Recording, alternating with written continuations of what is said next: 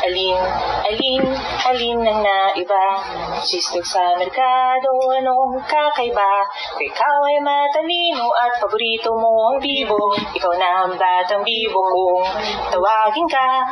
B-I-B-B-O, B-I-B-B-O, B-I-B-B-O, sistog ng CDO. B-I-B-B-O, B-I-B-B-O, B-I-B-B-O, sistog ng CDO. Bibo, sistog ng CDO ay kakaiba, sarap masustansya sa murang halaga. Ikaw ang panalo, hindi ito panloloko. Kumain na ng Bibo Sistog para sumaya. Alin ang naiba? Ang Bibo Sistog may fiber pa, mayaman sa protina, protektado ka, matiling malusog, matalino at masigla.